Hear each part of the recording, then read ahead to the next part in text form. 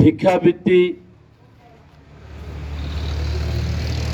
বন্ধে, যাতে মানুষ আর ভিক্ষাবৃত্তির দিকে না যায়, সেরকম 4 জন ভিক্ষুকে পুনর্বাসনের কল্পে তিনি তাদেরকে 3 জনকে ভ্যান, যাতে দৈনিক রোজ মানে উপার্জন করতে পারেন, সে মতো 3 জনকে 4 ভ্যান এবং 1 জনকে মুদির দোকান তিনি অলরেডি মালামাল সরবরাহ করেছেন।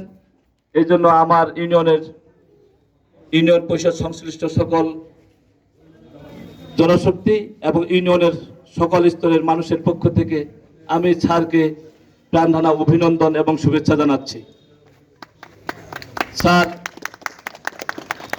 দেখুন, আসলে আমি যেদিন এই কর্মসূচিটা পেয়েছি সেদিন থেকেই একটা আনন্দ যে আসলে ইউনিয়ন পর্যায়ে ঊর্ধ্বতন কর্মকর্তা বা ডিসি স্যারের মতন সুনামধন্য সুযোগ্য অফিসার বৃন্দ খুব কমই পরিদর্শন করে থেকে থাকেন। আমার জানা মতে আমার আজকের আপনি হচ্ছেন 3য় জেলা প্রশাসক মহোদয় যিনি আমার পরিষদে এসেছেন। প্রথমে এসেছিলেন অমল কৃষ্ণ মণ্ডল স্যার, তারপরে এসেছিলেন সাবিনা ইয়াসমিন স্যার, এবং আমার 8 বছরের চেয়ারম্যানের সময়ের মধ্যে স্যার আপনি 3য়বার এখানে আসলেন। আমরা সকলেই খুব আনন্দ উপভোগ করছি এবং সেদিন থেকে আমরা অপেক্ষার প্রহর গুনছি যে স্যার কখন আসবেন, আমরা স্যারকে এক নজর দেখবো, এটি আমাদের একটি প্রত্যাশা। এখানে ইউনিয়নের গণ্যমান্য ব্যক্তিবর্গ উপস্থিত আছেন। আমার এখানে স্যার চা ফ্যাক্টরি, চা বাগান আছে। আমি ইউনো স্যারকে জানিয়েছি যে স্যার যদি সময় পায় কখনো ইন্ডিয়া বাংলাদেশ সংলগ্ন চা বাগান দেখার মতো একটা দৃশ্য স্যার, সেখানে যদি সময় পান এক সময় আসবেন। তো সেখানে এমএমডি টি স্টেট ম্যানেজার সাহেবকে আমি আমন্ত্রণ জানাবো, উনিও আছেন।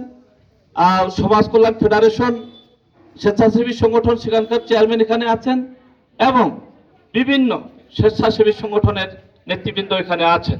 স্যার আমরা আমার এই ইউনিয়নের পূর্ব প্রান্তটা সম্পূর্ণ ভারত। আমার এই ইউনিয়নের দক্ষিণ পূর্বে চাকলাহাট ইউনিয়ন, দক্ষিণ পশ্চিমে কামাতকাজলদিঘি ইউনিয়ন, পশ্চিমে স্যার হাফিজাবাদ ইউনিয়ন, উত্তর পশ্চিম দিকে স্যার অমরখানা, সর্ব উত্তরে ভারত। বলা যেতে পারে জিগজাগ ওয়েতে আমি যদি ভারতীয় সীমানাটার একটা পরিমাপ দেই, প্রায় আঁকাপাকা হয়ে 28 কিলোমিটার এই বর্ডার আমার এলাকার মধ্যে অবস্থান করছে। আমরা এখানে বিভিন্নভাবে বলে থেকে থাকি বাংলাদেশের 64 ডিস্ট্রিক্ট আমাদের এবং এই মানুষগুলো বসবাস করে থেকে থাকি। আমাদের বলতে হয় কখনো কখনো যে আমরা 67 ডিস্ট্রিক্টের মানুষ হালিবাজার ইউনিয়নে বসবাস করি। ভাববেন যে এটা আবার কেমন কথা, ডিস্ট্রিক্ট তো 67 ডিস্ট্রিক্টের মানে আসামের মানুষ যেখানে আমরা বসবাস করতেছি, ত্রিপুরার মানুষ যেখানে বসবাস করি, জলপাইগুড়ি ডিস্ট্রিক্টের মানুষ যেখানে আমরা বসবাস করি, স্বাধীনতা যুদ্ধের সময় এক্সচেঞ্জ হয়ে এখানে আসছে, আমরা কিন্তু বসবাস করছি।